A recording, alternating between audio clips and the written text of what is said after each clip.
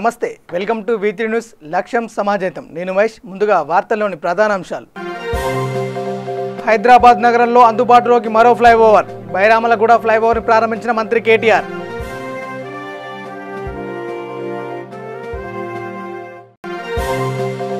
కామారెడ్డి జిల్లాలో గిరిజనుల పంట భూములు ధ్వంసం చేసిన అటవీ శాఖ అధికారులు. ప్రభుత్వం నిర్లక్ష్య వైఖరిని వీడాలన్న MRPS నాయకులు మందకృష్ణ మాదిగ. నియోజకవర్గంలో డ్రైనేజీ వాటర్ వర్క్స్ పనులను త్వరితగతిన పూర్తి చేయాలని అధికారులను ఆదేశించిన కూకట్పల్లి ఎమ్మెల్యే మాధవరం కృష్ణారావు.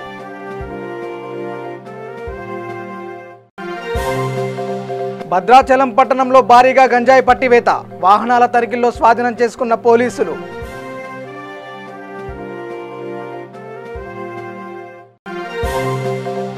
కరోనా చికిత్సను ఆరోగ్యశ్రీలో చేర్చాలి. Sangareddy MLA Jaggareddy demand.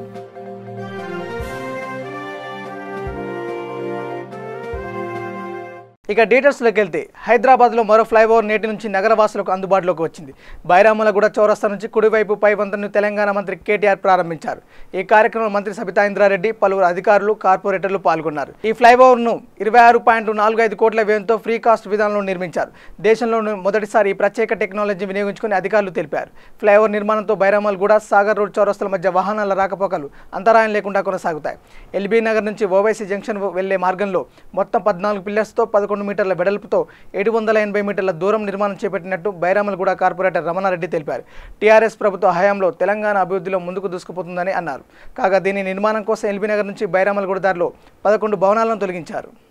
LB Nagar నియోజకవర్గం, చంపాపేట్, అస్సినాపూర్, అదేవిధంగా ఉన్నసల్లిపురం మెయిన్ చౌరస్తాలో గౌరవనీయులు యువ నాయకులు, మున్సిపల్ శాఖ మంత్రి మా కేటీఆర్ గారు యువ నాయకులు చేతుల మీదుగా మరి ఈరోజు ఫ్లైఓవర్ ఓపెన్ చేయడం జరిగింది. చంపాపేట్కు నలుమూలల ఓఐసీ హాస్పిటల్ జంక్షన్ అయితేమి, ఎల్బీ నగర్ అయితేమి, బైరామలగూడ అయితేమి, ప్రతి చౌరస్తా కూడా వేసి ఇలా రాష్ట్రంలోనే ఒక యువ నాయకుడు, ఒక యువ మంత్రి మరి యువతను అన్ని రంగాలలో ముందుకు తీస్తూ కార్పొరేటర్కు అండదండలుగా ఉంటూ కోట్లాది రూపాయలు ఇలా ఎల్బీ నగర్ నియోజకవర్గం విషయానికి వస్తే 1000 కోట్ల అభివృద్ధి చేసిన ఘనత మరి మా కేటీఆర్ గారికి దక్కింది.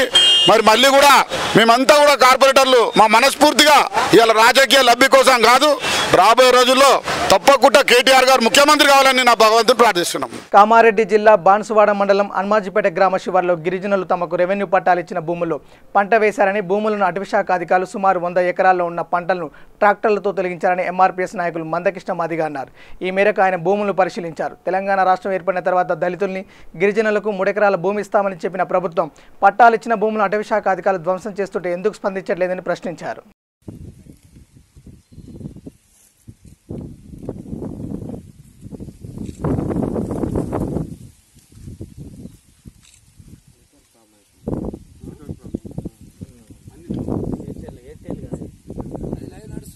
నడుస్తుంది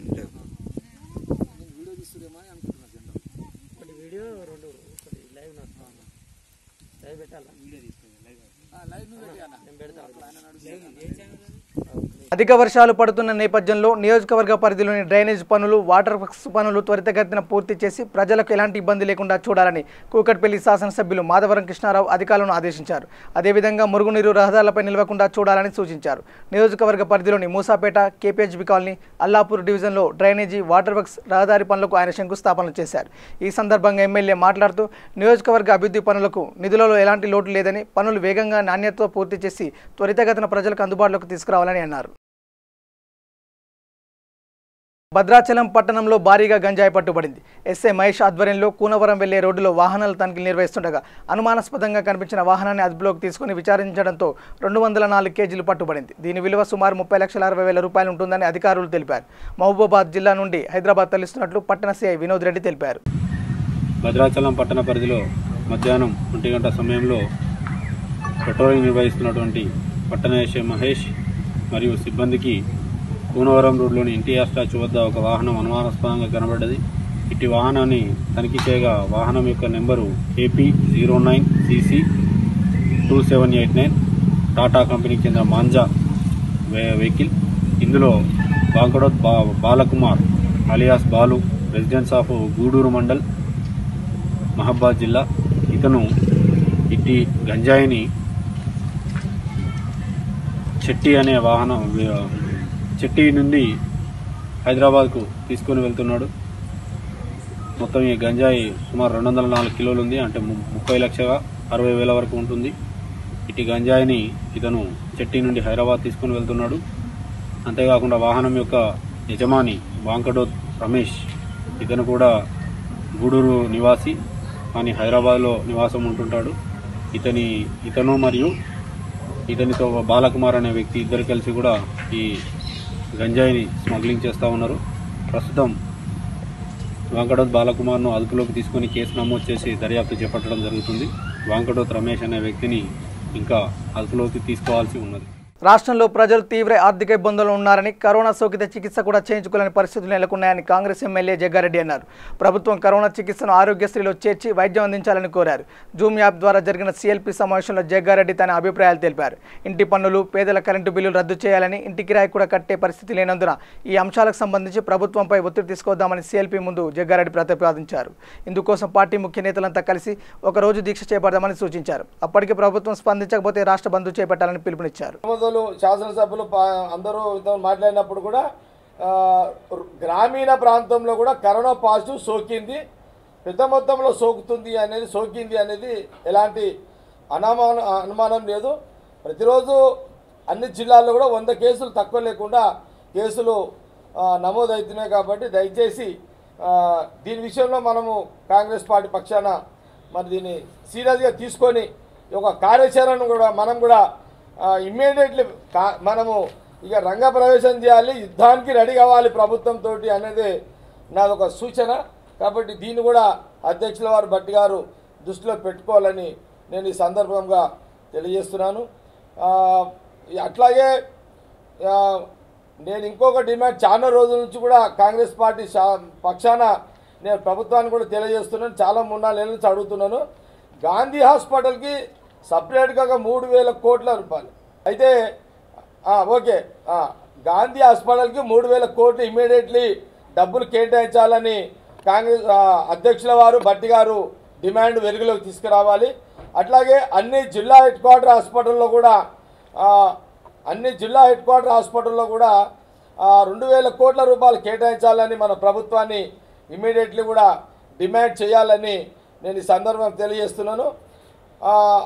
మరి ముఖ్యంగా దళితులపై దాడులకు సంబంధించి దళితుల వ్యతిరేక ప్రభుత్వము టీఆర్ఎస్ అనేది తెలుసు. అయినా సరే దళితులపై జరుగుతున్న దాడులను మరి మనం అందరం కూడా తీవ్రంగా ఖండించి ఒక కార్యాచరణ ప్రకటించండి.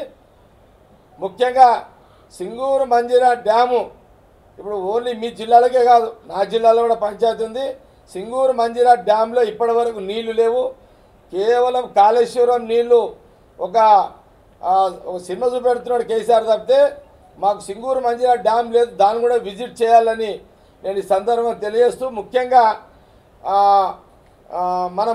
మీరు 3 ఎంపీలు 6 మంది ఎమ్మెల్యేలము తక్షణమే మనము ఇప్పటి వరకు చాలా సందర్భాల్లో ఈ జూమ్ యాప్లో మనం మాట్లాడుతున్నాము.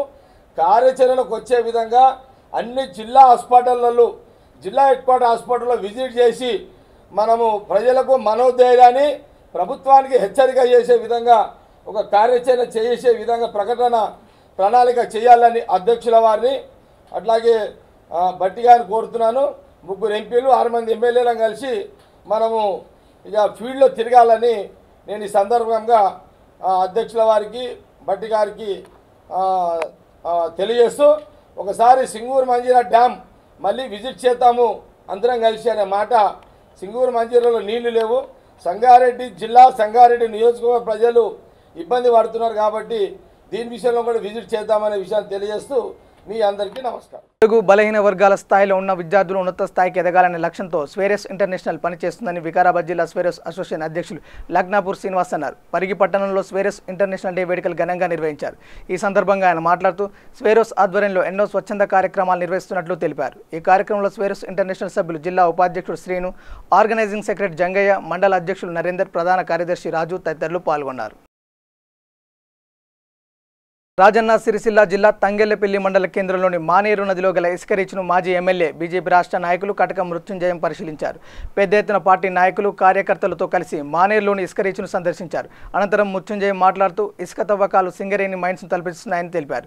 స్థానిక అవసరాలను ఇసుక ఇవ్వకుండా 9వ ప్యాకేజ్ పనుల పేరు చెప్పుకొని ప్రభుత్వ పనులకు తీసుకెళ్తున్నారని ఎద్దేవా చేశారు. మానేరులోని నాణ్యమైన ఇసుకను హైదరాబాద్ తరలిస్తున్నారని ఆయన ఆరోపించారు. ఇకనైనా ఇసుక తరలించకుండా అధికారులు చర్యలు తీసుకోవాలని విజ్ఞప్తి చేశారు. మైనింగ్ కంటే పెద్ద వ్యవస్థలు కనబడతా ఉన్నది. తర్వాత ఉసుకను చూసిన తర్వాత కూడా నమ్మశక్యంగా అనంత నాణ్యమైనటువంటి ఉసుక ఇది అసలు గోల్డ్ మైన్. దీన్ని ఎవరు ఆపరేట్ చేస్తున్నారు, ఎందుకు ఆపరేట్ చేస్తున్నారు, దీని మీద ఇంత శ్రద్ధ ఎందుకున్నది ప్రభుత్వానికి అనేది దీన్ని ఇప్పుడు ఇసుకను గమనించిన తర్వాత ఇది జల్లడబట్టడానికి కూడా అవసరం లేనటువంటి నాణ్యమైనటువంటి ఇసుక ఇక్కడి నుంచి తొలగిపోతూ ఉంది. కేసీఆర్కు ఒక పాట బాగా జ్ఞాపకం ఉండాలి. అప్పుడు మేము అందరం కలిసి దాన్ని వాడిస్తుంటాం. తలాపునే పారుతుంది గోదావరి, మన చిలక మన చేను ఎడారి అని బాగా తెలిసి ఈ పాట కేసీఆర్కు. కేటీఆర్కు తెలియదు కావచ్చు. అప్పుడు ఈ పాటలు పాడినప్పుడు కేటీఆర్ లేడు. అయితే నాకు ఇవాళ వచ్చిన తర్వాత ఇక్కడ చెప్తా ఉన్నారు ఏంటంటే, ఇంత పెద్ద మైన్ ఇక్కడ జరుగుతుంటే సిరిసిల్ల పట్టణంలో సిరిసిల్లలో ఉండేటువంటి వాస్తవ్యులకు ఇక్కడి నుంచి ఇసుక ఇయ్యరట. మరి ఇది ఎక్కడికి పోతుందంటే, ఒక కడప కాంట్రాక్టరు 9th ప్యాకేజీ కొరకు తీసుకుపోతా ఉన్నారని చెప్తా ఉన్నారు. తర్వాత నాకున్నటువంటి సమాచారం ప్రకారం ఇక్కడ అనంతగిరి ఏదైతే కొండ అక్కడ రిహాబిలిటేషన్ స్కీమ్లో ఇల్లు కడతా ఉన్నారో అక్కడికి పోతా ఉన్నది. ఇంకా నాకున్నటువంటి సమాచారం ప్రకారంగా ఇది సిద్దిపేటకు కూడా తీసుకుపోతా ఉన్నారు ఇసుకను. ఇదేమో అధికారికంగా అఫీషియలైజ్ చేసి తీసుకుపోతున్నటువంటి దోపిడీ. అది కాకుండా కూడా రోజు కొన్ని వందల ట్రాక్టర్లు ఇక్కడి నుంచి హైదరాబాద్ కూడా తీసుకుపోతున్నారు. రోజు స్మగ్లింగ్ అవుతూ ఉన్నాయి. అప్పుడెప్పుడు అక్కడ తంగళపల్లి ఇన్సిడెంట్ జరిగిన తర్వాత అప్పుడు అక్కడ ఎస్పీ గారు అక్కడ వాళ్ళని కొట్టిన చేసిన తర్వాత నేరెల ఇన్సిడెంట్ తర్వాత అప్పటి నుంచి ఇప్పటిదాకా ఈ దోపిడీ నిరంతరాయంగా జరుగుతూనే ఉన్నది. ఎన్నికలు జరిగినాయి. ఎన్నికలు జరిగిన తర్వాత మళ్ళీ కొత్త ప్రభుత్వం వస్తేనన్నా అదే ప్రభుత్వం వాళ్ళది వచ్చినా కూడా వీళ్ళకి ఏమైనా కొంత బుద్ధి జ్ఞానం ఉంటుందేమో. కనీసం ఏ జిల్లా నుంచో వచ్చినటువంటి వాళ్ళు ఈ జిల్లాలో కొంత ఇక్కడ ఉన్నటువంటి వనరులను కానీ, ఇక్కడ ఉన్నటువంటి చేనులను కానీ, ఇక్కడ ఉన్నటువంటి మనుషులను కానీ కాపాడేటువంటి ప్రయత్నం చేస్తారేమో అనుకున్నాం. కానీ ఇది వాళ్ళకు ఒక భోజ్య వస్తువు అయిపోయింది. సిరిసిల్ల జిల్లా, ఉమ్మడి కరీంనగర్ జిల్లా అనేటువంటి మాట చెప్తా ఉన్నాను. మరీ రాజు తలుచుకుంటే దెబ్బలకు కొదవనా అన్నట్టు ముఖ్యమంత్రి కొడుకు ఇక్కడ ఎమ్మెల్యే, మంత్రి, కాబోయే ముఖ్యమంత్రి అని ప్రచారంలో ఉన్నటువంటి వ్యక్తికి అడ్డమైంది. ఇక్కడ ఎస్పీలు, కలెక్టర్లు, ఈఈలు, ఎస్సీలు వీళ్ళందరూ కూడా ఒక తాబేదారుల లెక్క పనిచేయవలసి వచ్చినటువంటి పరిస్థితి ఉన్నది తప్ప ఇక్కడ ఏమాత్రం నియంత్రణ అనేది లేదు. ఆదిలాబాద్ జిల్లా బజారత్నూర్ మండల కేంద్రంలో తుడుందెబ్బ జిల్లా కమిటీ మండల పరిధిలోని సర్పంచులు, ఎంపీటీసీల ఆధ్వర్యంలో ఆదివాసీ దినోత్సవం ఘనంగా జరుపుకున్నారు. ఇందులో భాగంగా మండల అధ్యక్షులు ఆదివాసీ జెండాను ఆవిష్కరించారు. ఈ కార్యక్రమంలో జెడ్పీటీసీ మల్లెపూల నర్సయ్య మాట్లాడుతూ ఆదివాసులకు తరతరాలుగా అన్యాయం జరుగుతుందని ఆరోపించారు. ప్రభుత్వం ఆదివాసుల భూముల సమస్యలను సత్వరమే పరిష్కరించాలని, ప్రభుత్వం ప్రవేశపెడుతున్న భూమి కొనుగోలు పథకాన్ని ఆదివాసులు కల్పించి వారికి భూమి ఇవ్వాలని పేర్కొన్నారు. 82లో 37 కోట్ల ఆదివాసులు దృష్టిలో పెట్టుకొని ప్రపంచంలో ఒక కమిషన్ వేయడం జరిగింది. ఆ కమిషన్ ప్రకారంగా 1996లో ఆదివాసుల హక్కులపై తీర్మానించడం కూడా జరిగింది. ఆ తీర్మానం ప్రకారము మరి మన ఆదివాసులు వెనుకబడిన దాంట్లో ఉన్నారు కాబట్టి ఆ విధంగా మనకు ప్రతి దాని మీద హక్కులు కల్పించడం జరిగింది. కొంత అటవీ హక్కు, ప్రకృతిపై, మన సంస్కృతిపై, మన సంప్రదాయాలపై ఆ విధంగా హక్కు కల్పిస్తూ మనకు తీర్మానం చేయడం జరిగింది. కానీ ఈరోజు ప్రతి ప్రభుత్వం వచ్చినా, ఏది వచ్చినా మన ఆదివాసులకు విస్మరించడము, మన స్థితిగతులపై అదే విధంగా ఉండడము, ఇకనైనా మనము కూడా కొద్దిగా చదువుకు దూరం అవ్వడము, మనకు చదువు ఇంట్రెస్ట్ లేకపోవడము. మనము అభివృద్ధి చెందాలంటే నిజమైంది ఏంటంటే మనకు చదువు ఒకటి, అదే మనకు సంపద. కాబట్టి మనము చదువుపై దృష్టి సారించి ఇకనైనా మనం కూడా మన స్థితిగతులను పట్టి మనం చదివి మన పిల్లలకు కూడా అదే విధంగా అదే మార్గంలో నడిపించి మనం కూడా కొద్దిగా సమాజంలో వచ్చి మనం కూడా ఒక చేయూతనిచ్చి వాళ్ళకు కూడా ఇచ్చేసి ఆ విధంగా అభివృద్ధి చెంది మరి మనకైతే ఎన్నో పోరాటాలు చేస్తున్నాం. ఈరోజు భూ హక్కుపై పోరాటం చేస్తున్నాం. నిజంగా మనకు ఏదీ లేదు. మనము భూమిపై ఆధారపడి, ప్రకృతిపై ఆధారపడి జీవించటం అటువంటి వాళ్ళము. మనము జల్లు జంగల్ జమీన్ అనే నిదానంతో పోయి మన హక్కులను మనం సాధిస్తూ మనము మన అభివృద్ధిని మనము టాక్సిస్తూ అందరితోటి కలిసి మెలిసిపోదామని కోరుకుంటూ ఈ అవకాశం ఇచ్చిన పెద్దలందరికీ ధన్యవాదాలు. సంగారెడ్డి పట్టణ కాంగ్రెస్ కమిటీ ఆధ్వర్యంలో మాజీ పార్లమెంటు సభ్యులు కీర్తిశేషులు నంది ఎల్లయ్య శ్రద్ధాంజలి ఘటించారు. ఈ కార్యక్రమంలో టీపీసీసీ కార్యదర్శి తోపజ అనంతకిషోర్, సదాశివపేట మండల కాంగ్రెస్ అధ్యక్షులు రామరెడ్డి, కౌన్సిలర్లు వెంకటరాజు, నాగరాజు తదితరులు పాల్గొన్నారు. ఈరోజు నంది ఎల్లయ్య గారు చనిపోవడం కాంగ్రెస్ పార్టీ రాష్ట్రానికి దేశానికి ఎంతో తీరని లోటు. మరి వారు చనిపోవడం దురదృష్టంగా భావించి మరి వారు ఎక్కడున్న ఆత్మ శాంతించాలని చెప్పి నందెల్లయ్య గారు ఇంతకుముందు చెప్పినట్టు 5 సార్లు 6 సార్లు లోక్సభకు ఎన్నికై 2 సార్లు రాజ్యసభగా ఒకసారి శాసన మండలి సభ్యునిగా ఎన్నికై తన జీవితం కౌన్సిలర్గా మొదలుకొని శాసన మండలి వరకు వచ్చిన నందెల్లయ్య రాజకీయంలో క్రమశిక్షణగా ఉండి ఎంతోమంది కాంగ్రెస్ పార్టీని బలోపేతం చేయడానికి జిల్లాని రాష్ట్రంలో ముందడుగు తీసుకెళ్ళాడు. మాకు తెలిసినంత మటుకైతే 2016 సంవత్సరంలో సంగారెడ్డికి రాహుల్ గాంధీ పర్యటనలో తన భూమిక కీలకమైన పాత్రగా పేరు తెచ్చుకున్నాడు. మరి వారి మరణించడం తీరని లోటుగా భావించి మేము సంగారెడ్డి జిల్లా పక్షాన వారి ఘనమైన నివాళులర్పించిస్తున్నాం. జూబ్లీహిల్స్ నియోజకవర్గం వెంగళరావు నగర్ డివిజన్లో కరోనా పరీక్షల వాహన సేవలను ఎమ్మెల్యే మాగంటి గోపినాథ్ ప్రారంభించారు. కోవిడ్ మొబైల్ వాహనం ద్వారా కరోనా పరీక్షలు నిర్వహించినట్లు ఎమ్మెల్యే తెలిపారు. ఈ కార్యక్రమంలో డీసీ రమేష్, డివిజన్ అధ్యక్షులు దీదీప్య, విజయ్ కుమార్ తదితరులు పాల్గొన్నారు.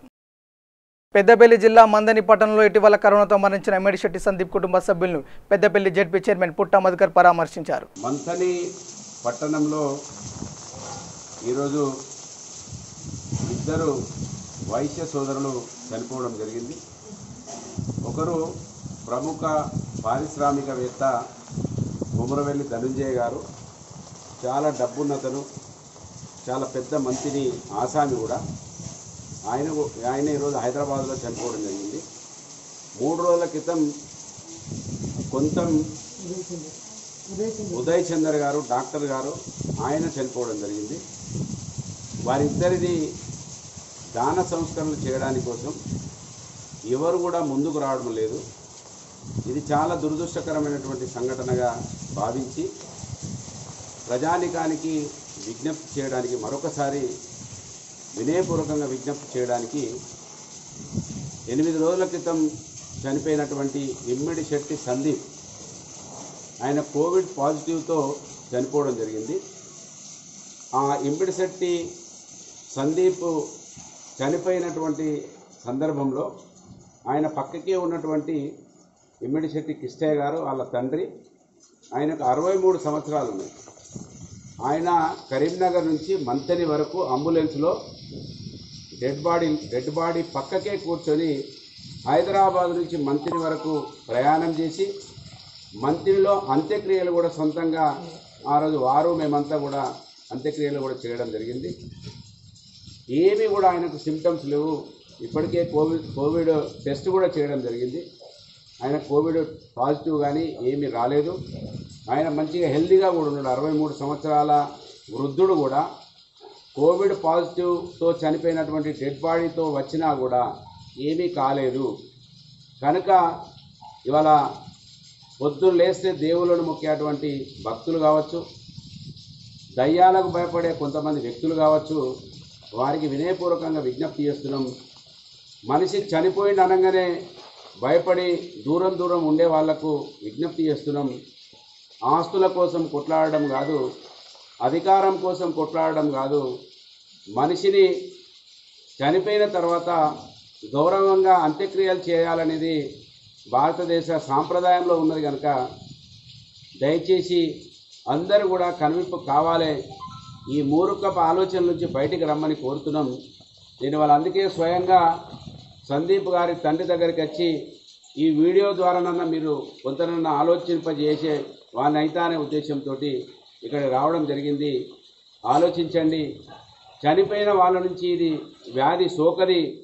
వ్యాధి దగ్గు ద్వారా, తుమ్ము ద్వారా, తుంపిర్ల ద్వారా వస్తుంది తప్ప డెడ్ బాడీలతోటి రాదు.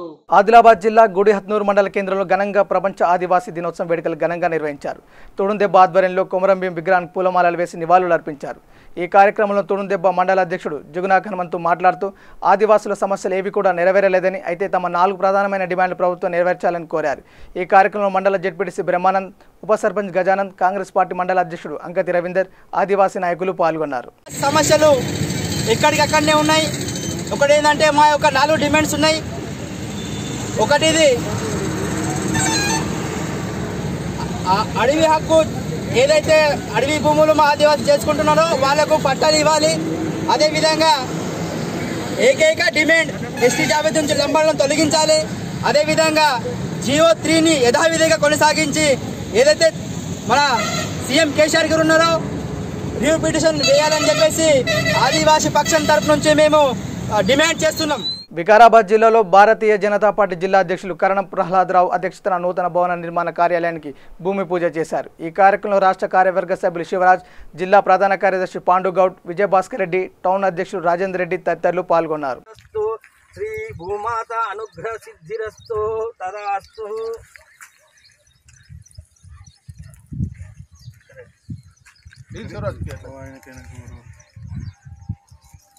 మనోవాంఛాఫల సిద్ధిరస్తు ఇష్టకామ్యాభి సిద్ధిరస్తు తదాస్తు.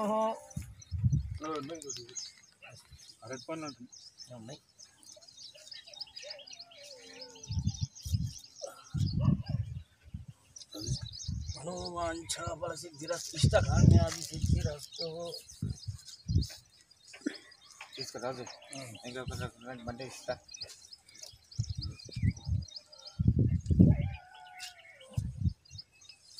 అనంతపురం జిల్లా తాడిపత్రి పట్టణంలో నిన్న రాత్రి కప్పల వర్షం కురిసింది. 3 గంటల సేపు నిరంతరాయంగా భారీ వర్షం కురిసింది. దీంతో రోడ్ల మీద ఉన్న ఎక్కడ చూసినా వర్షం నుంచి పడిన కప్పలు కనిపిస్తున్నాయి. ఇది స్థానికులను ఆశ్చర్యానికి గురిచేస్తుంది.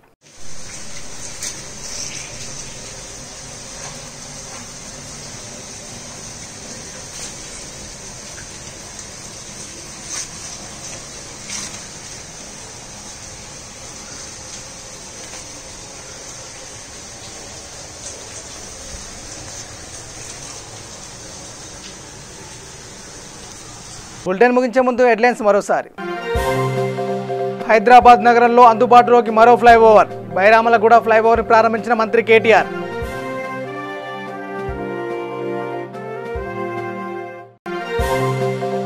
కామారెడ్డి జిల్లాలో గిరిజనుల పంట భూములు ధ్వంసం చేసిన అటవీ శాఖ అధికారులు. ప్రభుత్వం నిర్లక్ష్య వైఖరిని వీడాలన్న ఎంఆర్పీఎస్ నాయకులు మందకృష్ణ మాదిగ.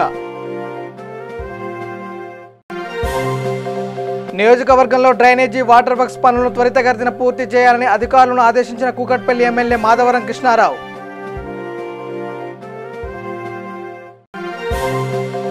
భద్రాచలం పట్టణంలో భారీగా గంజాయి పట్టివేత. వాహనాల తనిఖీల్లో స్వాధీనం చేసుకున్న పోలీసులు.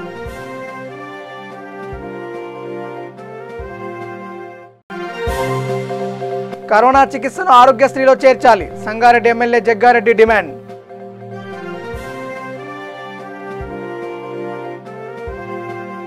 ఇవి బులెటిన్ అప్డేట్స్. చూస్తూనే ఉండండి V3 న్యూస్. లక్ష్యం సమాజేతం. నమస్కారం.